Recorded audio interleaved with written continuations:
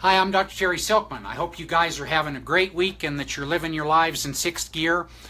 I made a post yesterday that had an article. It was actually from an individual from a competing company of ours. But I thought the article was a good article, and it actually had some great information, I thought, about a common problem that a lot of us have in the supplement industry, and a lot of you guys have as people who are trying to figure out whether you want to buy a product or not. And that's, unfortunately, that the way the laws are in this country, the FDA and the FTC can regulate pharmaceutical products very effectively. You have to, as a pharmaceutical company, prove not only that you have in your product what you say you have in it, but also that that product will be able to do something efficaciously that you claim that it will do. Unfortunately, with nutraceuticals, that's not the case. In a nutraceutical company, you can do, unfortunately, just about anything you want to do. The only two areas that are really regulated by the FTC and the FDA are you have to put in the product what you say you put into it, and you would think that that would be a very ethical, logical thing to do, and yet a few months back, and I probably wouldn't have even noticed this had I not been in this business, but a few months back there were companies with some very familiar names. One of them that you would say probably is the hallmark company in this country that people would go to and feel like they were going to get quality products.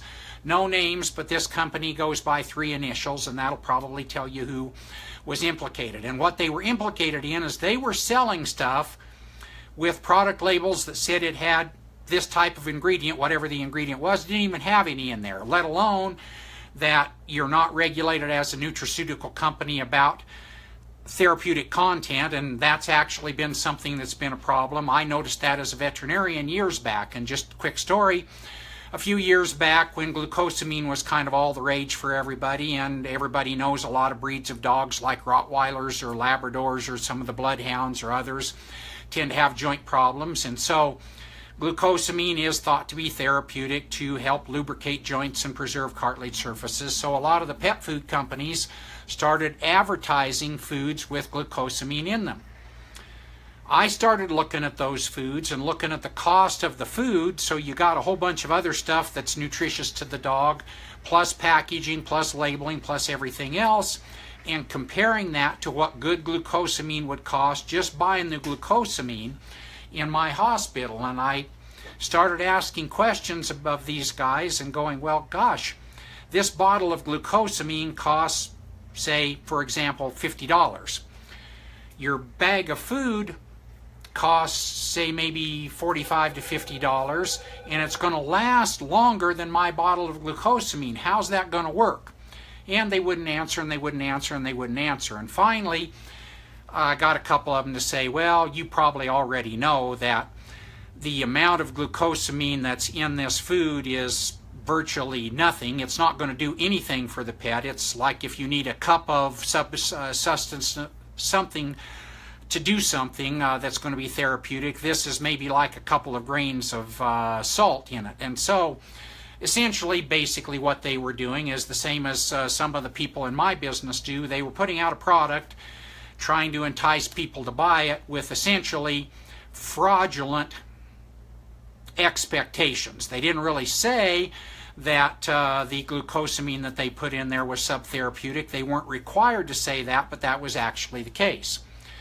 And so, again, I took this post yesterday and I started thinking about, well, what could I do that would be beneficial to you all?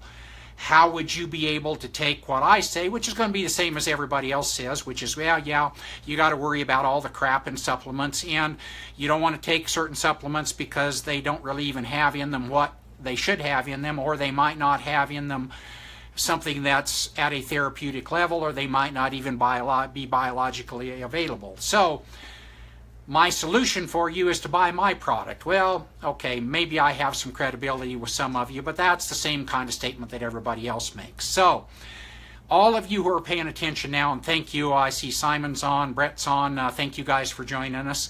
Basically what I have for you is a solution, and I don't know if you're going to be able to read this, but this is called the Nutritional or the Comparative Guide to Nutritional Supplements. It's produced by a doctor named Lyle McWilliams, who, as near as I know, really isn't associated with any supplement company.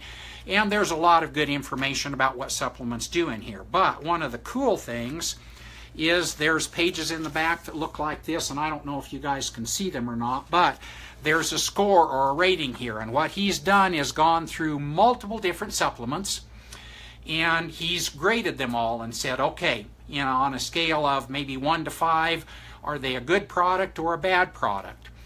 And I thought this was useful to you. I thought this would give you some objective, non-company type dialogue by which you could look at supplements and try to determine if you're interested in doing them at all, which I hope you are, because there's no question there's huge benefit to using them if you've got a good therapeutic product. So any of you who need this, again, this is called the Comparative Guide to Nutritional Supplements. The author is Lyle McWilliams. If you cannot find it, feel free to private message me or connect with me somehow, and I'll be more than happy to get you the information. So I hope this is of value to you. I hope you guys are living life in sixth gear and enjoying what you're doing. I hope you're appreciating the fullness of health that you can have. And until next time, I'm Dr. Terry Silkman. You guys have a good night.